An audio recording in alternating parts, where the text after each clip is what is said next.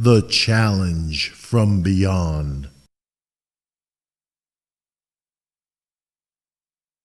Chapter 1.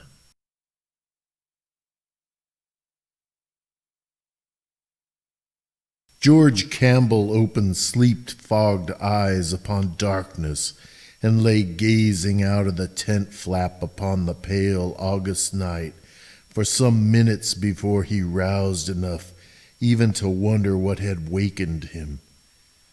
There was in the keen, clear air of these Canadian woods a soporific as potent as any drug.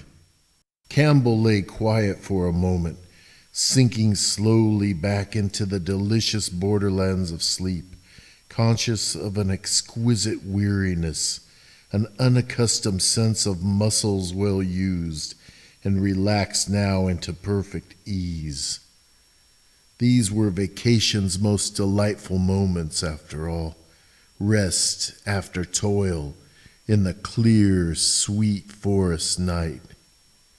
Luxuriously, as his mind sank backward into oblivion, he assured himself once more that 3 long months of freedom lay before him. Freedom from cities and monotony, freedom from pedagogy and the university and students with no rudiments of interest in the geology he earned his daily bread by dinning into their obdurate ears. Freedom from... Abruptly the delightful somnolence crashed about him. Somewhere outside, the sound of tin shrieking across tin slashed into his peace. George Campbell sat up jerkily and reached for his flashlight. Then he laughed and put it down again, straining his eyes through the midnight gloom outside, where among the tumbling cans of his supplies a dark, anonymous little night beast was prowling.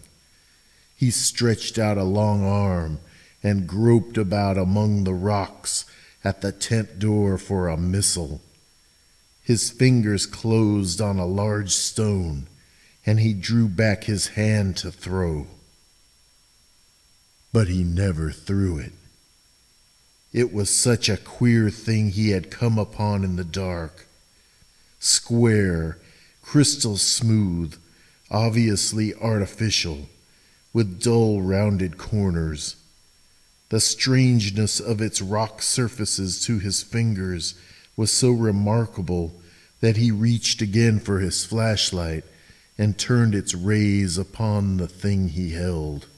All sleepiness left him as he saw what it was he had picked up in his idle groping. It was clear as rock crystal, this queer, smooth cube. Quartz, unquestionably, but not in its usual hexagonal crystallized form. Somehow, he could not guess the method. It had been wrought into a perfect cube, about 4 inches in measurement over each worn face, for it was incredibly worn. The hard crystal was rounded now until its corners were almost gone, and the thing was beginning to assume the outlines of a sphere. Ages and ages of wearing, years almost beyond counting, must have passed over this strange, clear thing. But the most curious thing of all was that shape he could make out dimly in the heart of the crystal. For embedded in its center lay a little disk of a pale and nameless substance with characters incised deep upon its quartz-enclosed surface. Wedge-shaped characters, faintly reminiscent of cuneiform writing. George Campbell wrinkled his brows and bent closer above the little enigma in his hands, puzzling helplessly. How could such a thing as this have embedded in pure rock crystal? Remotely a memory floated through his mind of ancient legends that called quartz crystals ice, which had frozen too hard to melt again. Ice and wedge-shaped cuneiforms. Yes, didn't that sort of writing originate among the Sumerians who came down from the north in history's remotest beginnings to settle in the primitive Mesopotamian valley? Then hard sense regained control, and he laughed. Quartz, of course, was formed in the earliest of Earth's geological periods, when there was nothing anywhere but heat and heaving rock. Ice had not come for tens of millions of years after this thing must have been formed. And yet, that writing, man-made, surely, although its characters were unfamiliar save in their faint hinting at cuneiform shapes. Or could there, in a Paleozoic world, have been things with a written language who might have graven these cryptic wedges upon the quartz-enveloped disk he held? Or might a thing like this have fallen meteor-like out of space into the unformed rock of a still molten world? Could it? Then he caught himself up sharply and felt his ears going hot at the luridness of his own imagination. The silence and the solitude and the queer thing in his hands were conspiring to play tricks with his common sense. He shrugged and laid the crystal down at the edge of his palette, switching off the light. Perhaps morning and a clear head would bring him an answer to the questions that seemed so insoluble now. But sleep did not come easily. For one thing, it seemed to him as he flashed off the light that the little cube had shone for a moment as if with sustained light before it faded into the surrounding dark. Or perhaps he was wrong. Perhaps it had been only his dazzled eyes that seemed to see the light forsake it reluctantly, glowing in the enigmatic deeps of the thing with queer persistence. He lay there unquietly for a long while, turning the unanswered questions over and over in his mind. There was something about this crystal cube out of the unmeasured past, perhaps from the dawn of all history, that constituted a challenge that would not let him sleep. Chapter 2.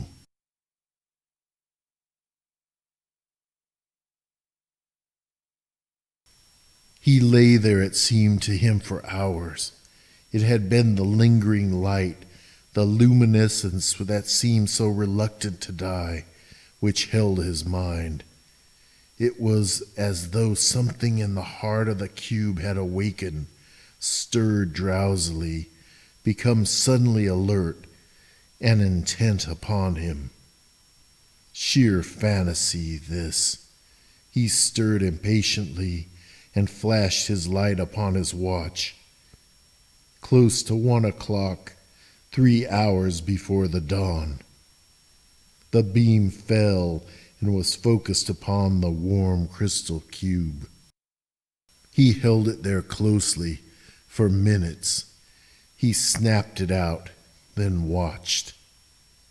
There was no doubt about it now.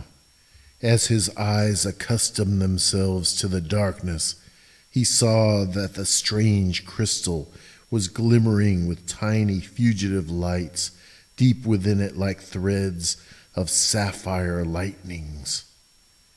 They were at its center, and they seemed to him to come from the pale disk with its disturbing markings. And the disk itself was becoming larger, the markings shifting shapes. The cube itself was growing. Was it illusion brought about by the tiny lightnings? He heard a sound. It was the very ghost of a sound, like the ghosts of harp strings being plucked with ghostly fingers. He bent closer. It came from the cube. There was squeaking in the underbrush, a flurry of bodies, and an agonized wailing like a child in death throes and swiftly stilled. Some small tragedy of the wilderness, killer and prey. He stepped over to where it had been enacted, but could see nothing. He again snapped off the flash and looked toward his tent. Upon the ground was a pale blue glimmering. It was the cube. He stooped to pick it up, then obeying some obscure warning, drew back his hand. And again he saw its glow was dying. The tiny sapphire lightnings flashed fitfully, withdrawing to the disk from which they had come. There was no sound from it. He sat watching the luminescence glow and fade, but steadily becoming dimmer. It came to him that two elements were necessary to produce the phenomenon: the electric ray itself and his own fixed attention.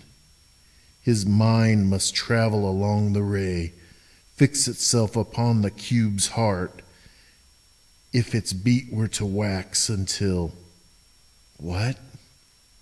He felt a chill of spirit, as though from contact with some alien thing. It was alien, he knew it, not of this earth, not of Earth's life. He conquered his shrinking, picked up the cube, and took it into the tent. It was neither warm nor cold. Except for its weight, he would not have known he held it. He put it upon the table, keeping the torch turned from it, then stepped to the flap of the tent and closed it. He went back to the table, drew up the camp chair, and turned the flash directly upon the cube, focusing it so far as he could upon its heart. He sent all his will, all his concentration along it, focusing will and sight upon the disk as he had the light. As though at command, the sapphire lightnings burned forth. They burst from the disk into the body of the crystal cube, then beat back, bathing the disk in the markings. Again, these began to change, shifting, moving, advancing, and retreating in the blue gleaming. They were no longer cuneiform. They were things, objects. He heard the murmuring music, the plucked harp strings. Louder grew the sound and louder, and now all the body of the cube vibrated to their rhythm. The crystal walls were melting, growing misty as though formed of the mist of diamonds.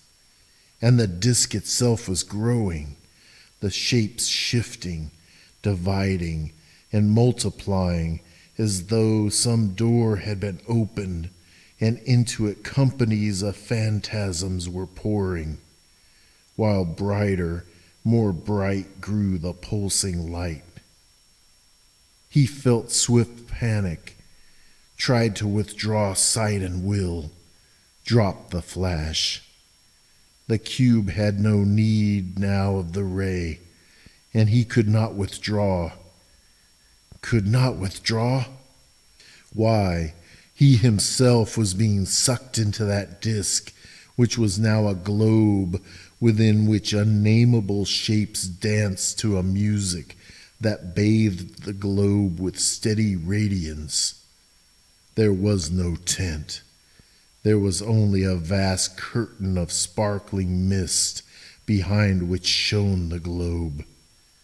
He felt himself drawn through that mist, sucked through it as if by a mighty wind, straight for the globe. Chapter 3.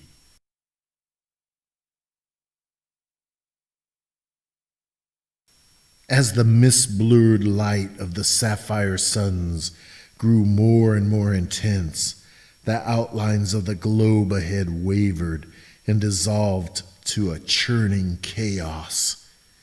Its pallor and its motion and its music all blended themselves with the engulfing mist, bleaching it to a pale steel color and setting it undulantly in motion.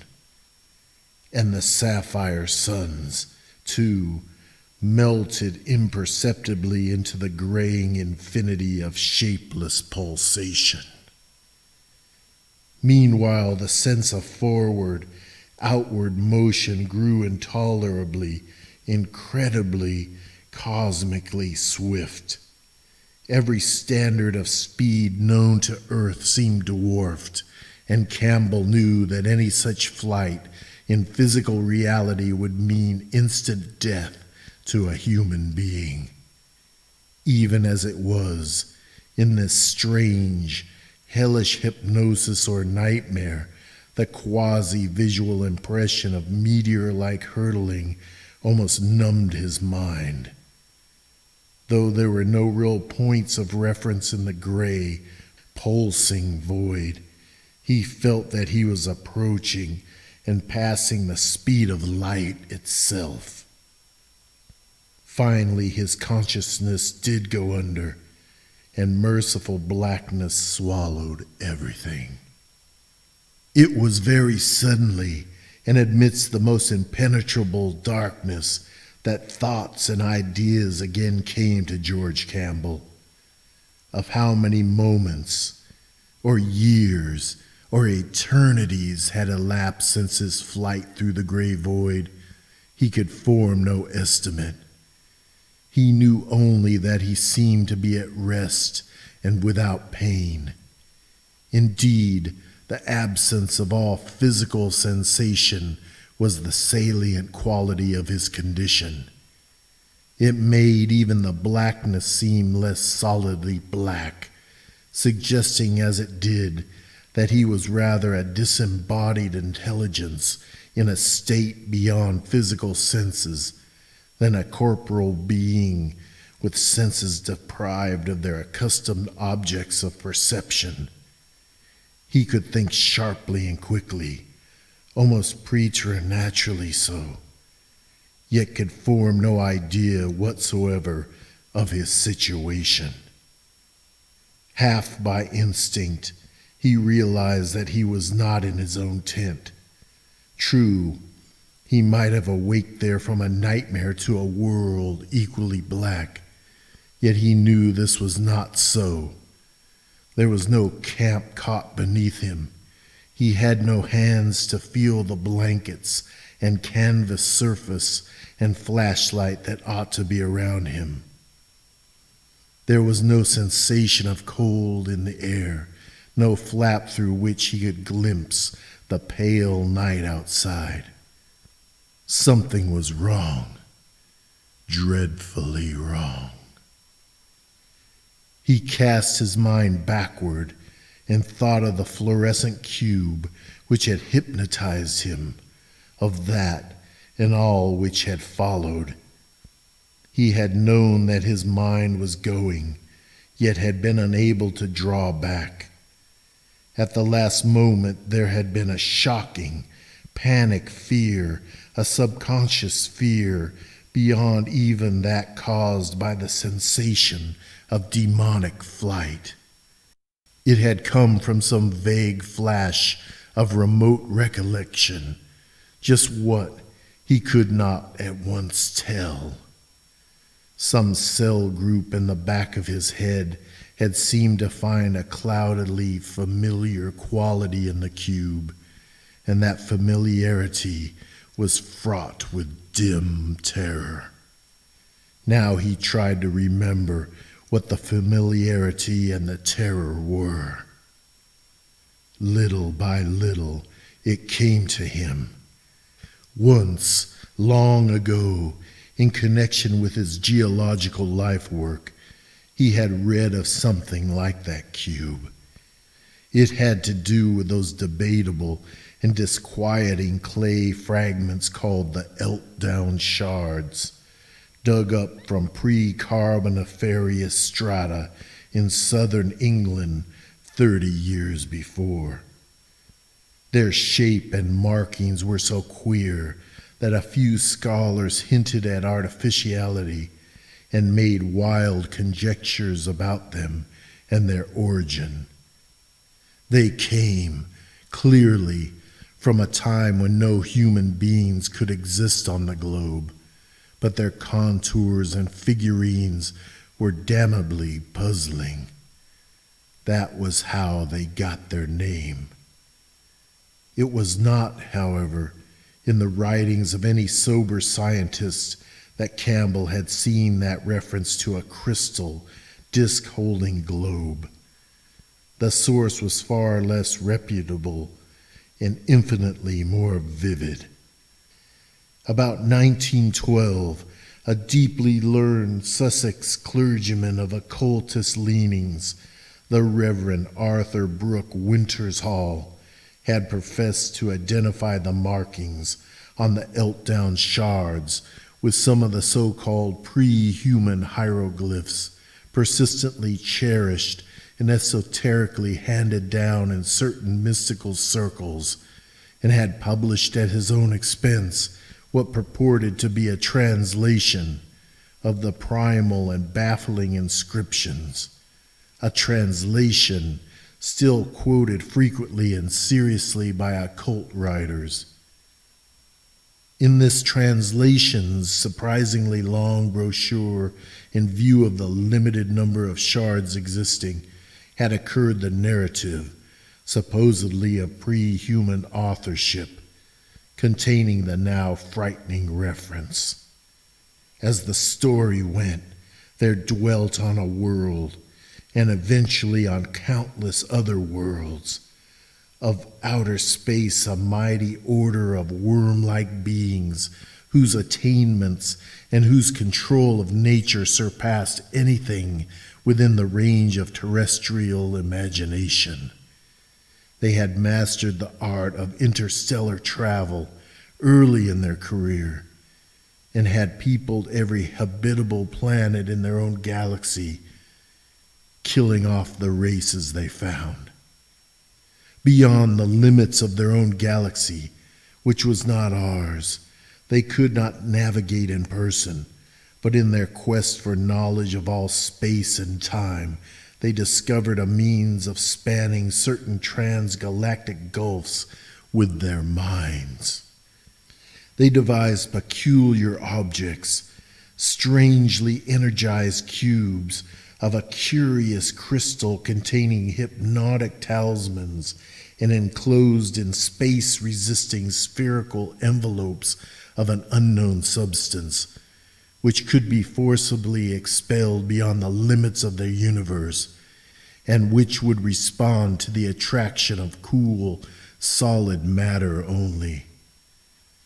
These, of which a few would necessarily land on various inhabited worlds in outside universes, form the ether bridges needed for mental communication.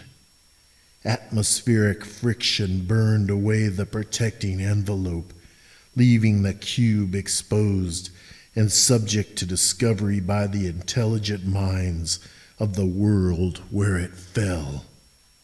By its very nature, The cube would attract and rivet attention. This, when coupled with the action of light, was sufficient to set its special properties working. The mind that noticed the cube would be drawn into it by the power of the disk and would be sent on a thread of obscure energy to the place whence the disk had come, the remote world of the worm-like space explorers across stupendous galactic abysses. Received in one of the machines to which each cube was attuned, the captured mind would remain suspended without body or senses until examined by one of the dominant race. Then it would, by an obscure process of interchange, be pumped of all its contents. The investigator's mind would now occupy the strange machine, while the captive mind occupied the interrogator's worm-like body. Then, in another interchange, the interrogator's mind would leap across boundless space to the captive's vacant and unconscious body on the transgalactic world, animating the alien tenement as best it might, and exploring the alien world in the guise of one of its denizens. When done with exploration, the adventurer would use the cube and its disk in accomplishing his return, and sometimes the captured mind would be restored safely to its own remote world. Not always, however, were the dominant race so kind. Sometimes, when a potentially important race capable of space travel was found, the worm-like folk would employ the cube to capture and annihilate minds by the thousand, and would extirpate the race for diplomatic reasons, using the exploring minds as agents of destruction. In other cases, sections of the worm folk would permanently occupy a transgalactic planet, destroying the captured minds and wiping out the remaining inhabitants preparatory to settling down in unfamiliar bodies. Never, however, could the parent civilization be quite duplicated in such a case, since the new planet would not contain all the materials necessary for the worm race's arts. The cubes, for example, could be made only on the home planet. Only a few of the numberless cubes sent forth ever found a landing and a response on an inhabited world, since there was no such thing as aiming them at goals beyond sight or knowledge. Only 3, ran the story, had ever landed on peopled worlds in our own peculiar universe. Of these, one had struck a planet near the galactic rim 2,000 billion years ago, whilst another had lodged 3 billion years ago on a world near the center of gravity. The third, and the only one ever known to have invaded the solar system, had reached our own Earth 150 million years ago. It was with this latter that Dr. Wintershall's translation chiefly dealt.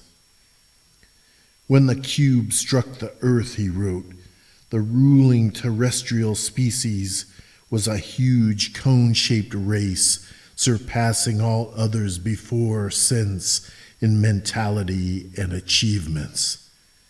This race was so advanced that it had actually sent minds abroad in both space and time to explore the cosmos, hence recognize something of what had happened when the cube fell from the sky, and certain individuals had suffered mental change after gazing at it. realizing that the changed individuals represented invading minds. The race's leaders had them destroyed, even at the cost of leaving the displaced minds exited in alien space. They had had experience with even stranger transitions, when through a mental exploration of space and time, they formed a rough idea of what the cube was. They carefully hid the thing from light and sight and guarded it as a menace. They did not wish to destroy a thing so rich in later experimental possibilities. Now and then some rash, unscrupulous adventurer would furtively gain access to it and sample its perilous powers despite the consequences. But all such cases were discovered and safely and drastically dealt with.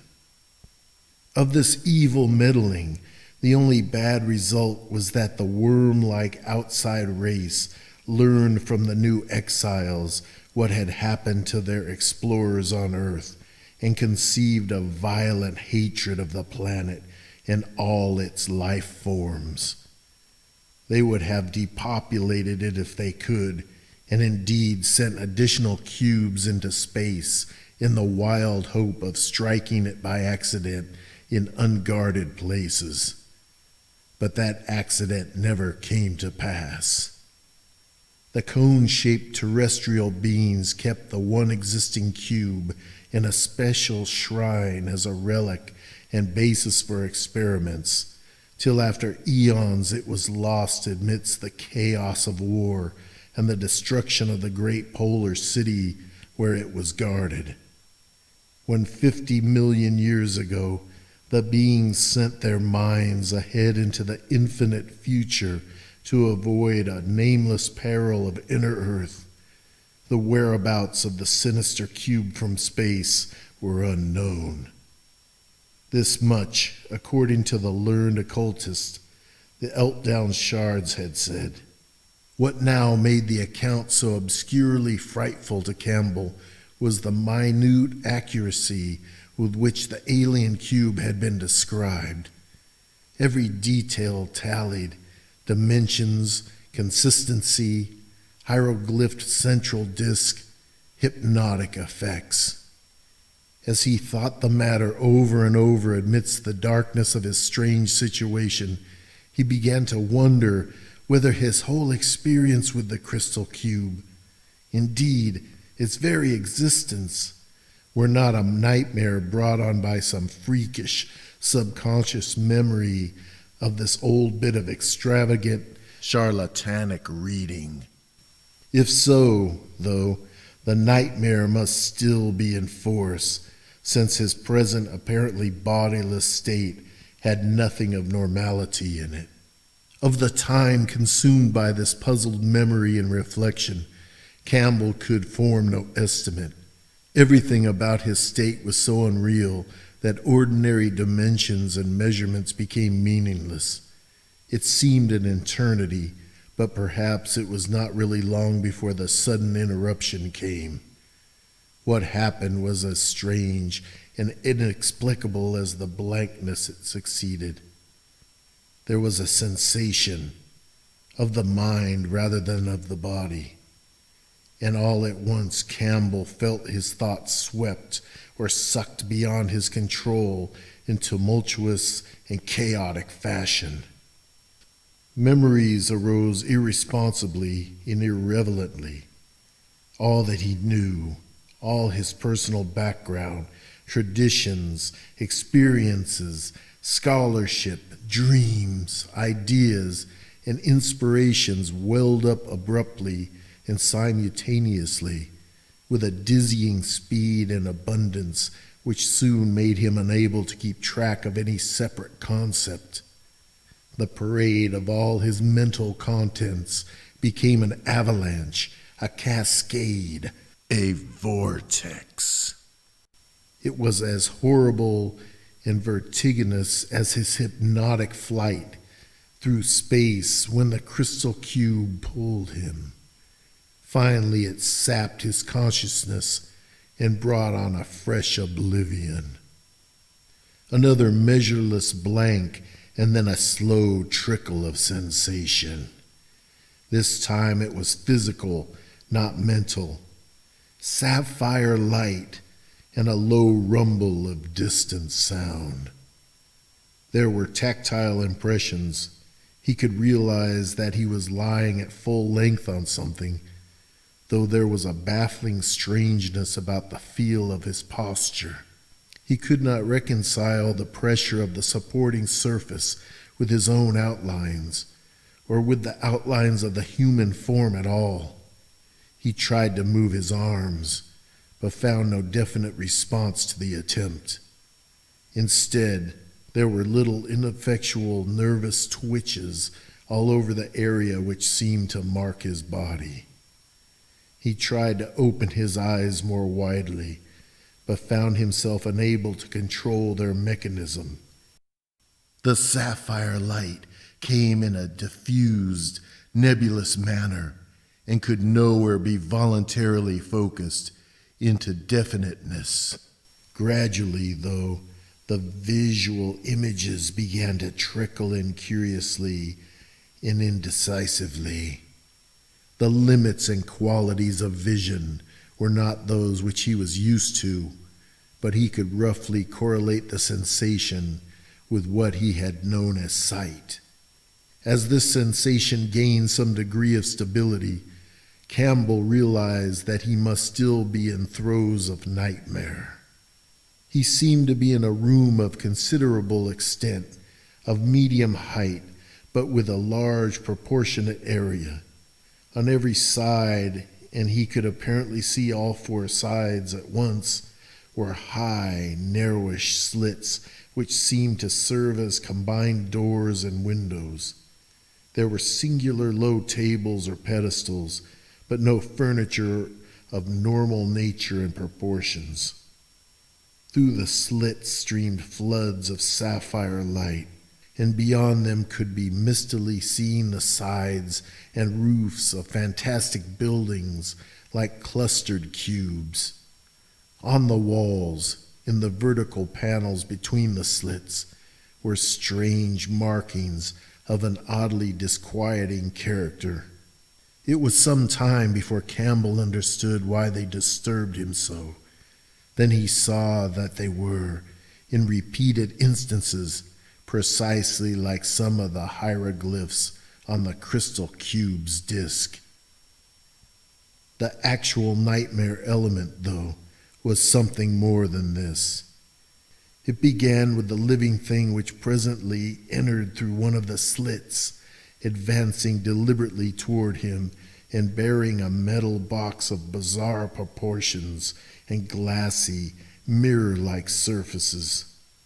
For this thing was nothing human, nothing of earth, nothing even of man's myths and dreams.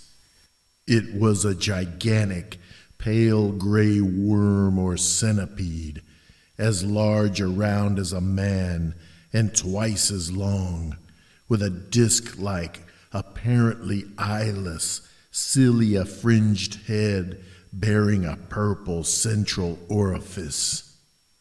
It glided on its rear pairs of legs, with its forepart raised vertically, the legs, or at least two pairs of them, serving as arms. Along its spinal ridge was a curious purple comb, and a fan-shaped tail of some gray membrane ended its grotesque bulk. There was a ring of flexible red spikes around its neck, and from the twistings of these came clicking, twanging sounds in measured, deliberate rhythms. Here, indeed, was outre nightmare at its height, capricious fantasy at its apex. But even this vision of delirium was not what caused George Campbell to lapse a third time into unconsciousness. It took one more thing, one final, unbearable touch to do that. As the nameless worm advanced with its glistening box, the reclining man caught in the mirror-like surface a glimpse of what should have been his own body, yet horribly verifying his disordered and unfamiliar sensations. It was not his own body at all that he saw reflected in the burnished metal. It was, instead, the loathsome, pale gray bulk of one of the giant centipedes. Chapter 4.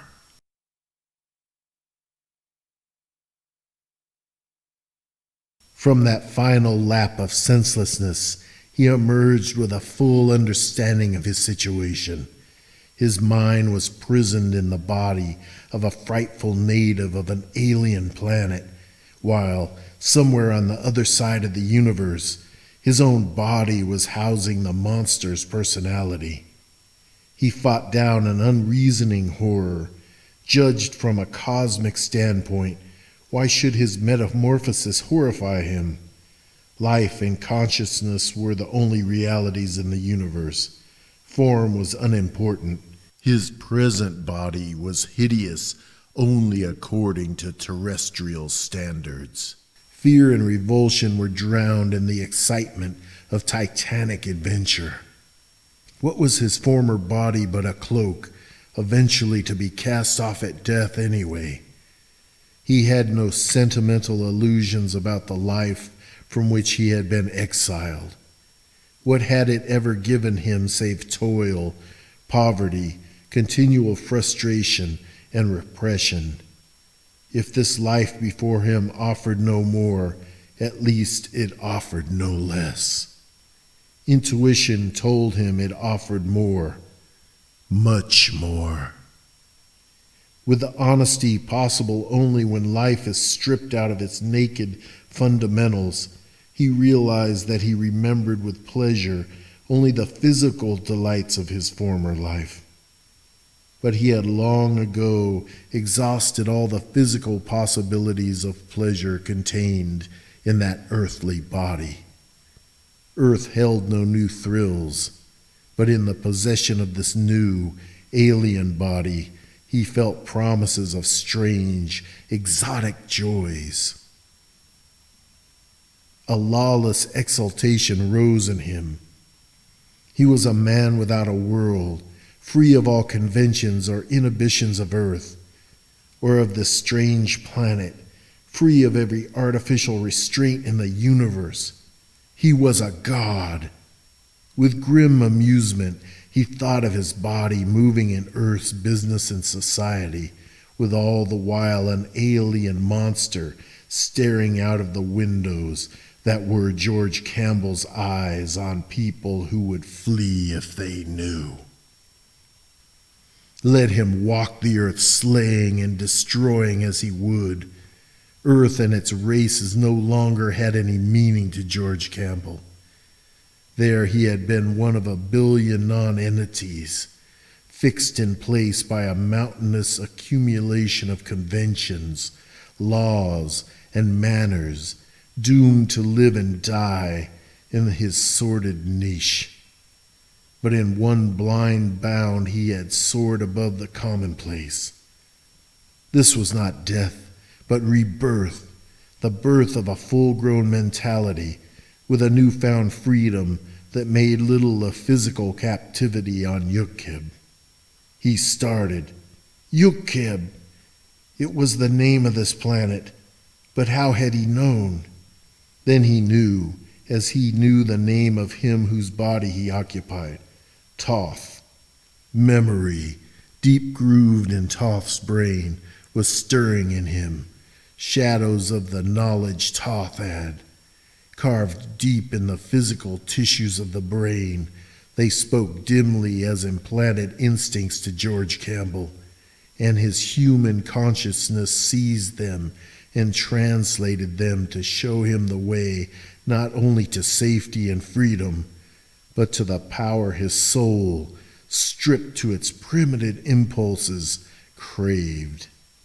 Not as a slave would he dwell on Yukib, but as a king, just as of old barbarians had sat on the throne of lordly empires. For the first time he turned his attention to his surroundings. He still lay on the couch-like thing in the midst of that fantastic room, and the centipede man stood before him, holding the polished metal object and clashing its neck spikes. Thus it spoke to him, Campbell knew, and what it said he dimly understood through the implanted thought processes of Thoth, just as he knew the creature was Yukith, supreme lord of science. But Campbell gave no heed, for he had made his desperate plan, a plan so alien to the ways of Yukib that it was beyond Yukith's comprehension and caught him wholly unprepared. Yukith, like Campbell, saw the sharp-pointed metal shard on a nearby table, but to Yukith it was only a scientific implement. He did not even know it could be used as a weapon. Campbell's earthly mind supplied the knowledge and the action that followed, driving Thoth's body into movements no man of Yukib had ever made before. Campbell snatched the pointed shard and struck, ripping savagely upward. Yukith reared and toppled, his entrails spilling on the floor. In an instant, Campbell was streaking for a door. His speed was amazing, exhilarating, first fulfillment of the promise of novel physical sensations. As he ran, guided wholly by the instinctive knowledge implanted in Thoth's physical reflexes, it was as if he were borne by a separate consciousness in his legs. Thoth's body was bearing him along a route it had traversed 10,000 times when animated by Thoth's mind. Down a winding corridor he raced, up a twisting stair, through a carved door, and the same instincts that had brought him there told him he had found what he sought.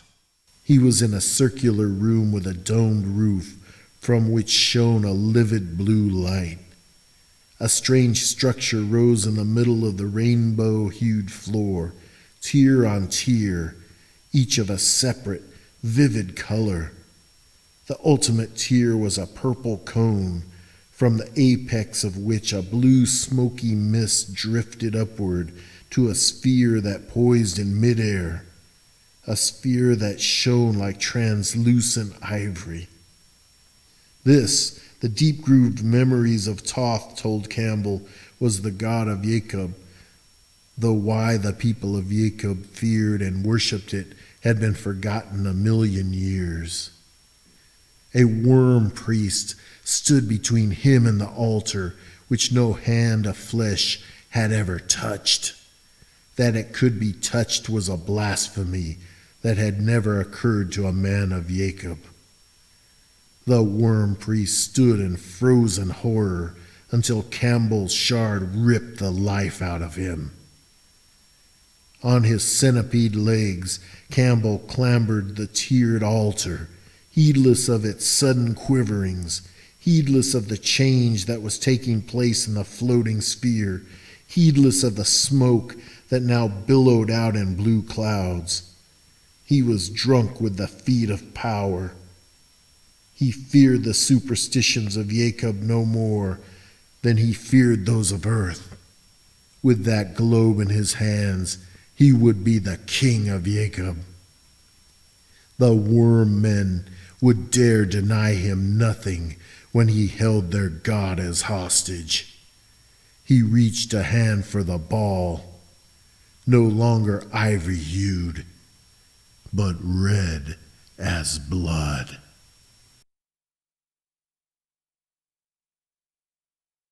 Chapter 5.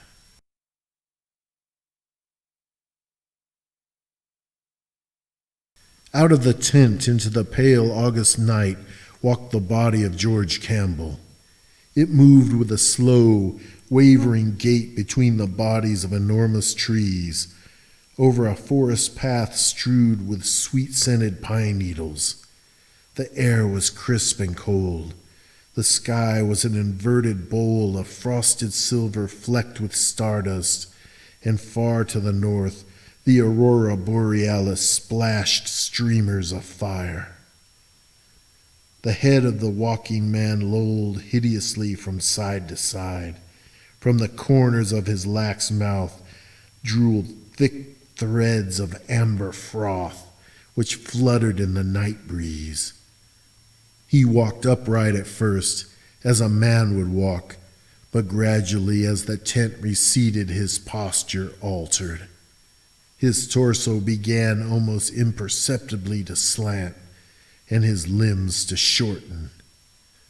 In a far-off world of outer space, the centipede creature that was George Campbell clasped to its bosom a god whose lineaments were red as blood, and ran with insect-like quiverings across a rainbow-hued hall and out through massive portals into the bright glow of alien suns. Weaving between the trees of earth in an attitude that suggested the awkward lopings of a werebeast, the body of George Campbell was fulfilling a mindless destiny.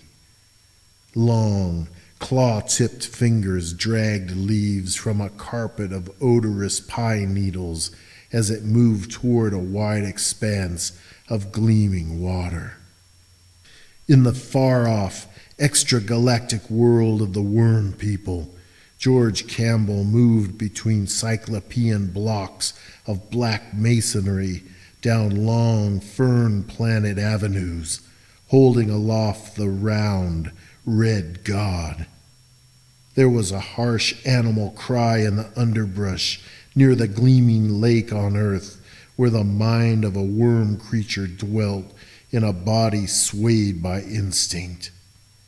Human teeth sank into soft animal fur, tore at black animal flesh. A little silver fox sank its fangs in frantic retaliation into a furry human wrist and thrashed about in terror as its blood spurted. Slowly the body of George Campbell arose, its mouth splashed with fresh blood. With upper limbs swaying oddly, it moved toward the waters of the lake.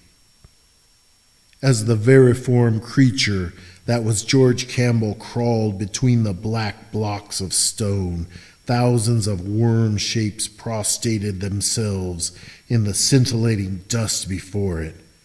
A godlike power seemed to emanate from its weaving body as it moved with a slow, undulant motion toward a throne of spiritual empire transcending all the sovereignties of earth. A trapper stumbling wearily through the dense woods of earth near the tent where the worm creature dwelt in the body of George Campbell came to the gleaming waters of the lake and discerned something dark floating there. He had been lost in the woods all night, and weariness enveloped him like a leaden cloak in the pale morning light. But the shape was a challenge that he could not ignore. Moving to the edge of the water, he knelt in the soft mud and reached out toward the floating bulk. Slowly he pulled it to the shore. Far off in outer space, the worm creature holding the glowing red god ascended a throne that gleamed like the constellation Cassiopeia under an alien vault of hypersuns. The great deity that he held aloft energized his worm tenement, burning away in the white fire of a super-mundane spirituality, all animal dross. On earth the trapper gazed with unutterable horror into the blackened and hairy face of the drowned man. It was a bestial face, repulsively anthropoid in contour, and from its twisted, distorted mouth, black ichor poured. He who sought your body in the abysses of time will occupy an unresponsive tenement, said the red god. No spawn of Jacob can control the body of a human. On all earth, living creatures rend one another and feast with unutterable cruelty on their kith and kin. No worm mind can control a bestial man body when it yearns to raven. Only man minds instinctively conditioned through the course of 10,000 generations can keep the human instincts in thrall. Your body will destroy itself on earth, seeking the blood of its animal kin, seeking the cool water where it can wallow at its ease, seeking eventually destruction, for the death instinct is more powerful in it than the instincts of life, and it will destroy itself in seeking to return to the slime from which it sprang. Thus spoke the round red god of Jacob in a far-off segment of the space-time continuum to George Campbell as the latter, with all human desire purged away, sat on a throne and ruled an empire of worms more wisely, kindly, and benevolently than any man of earth had ever ruled an empire of men.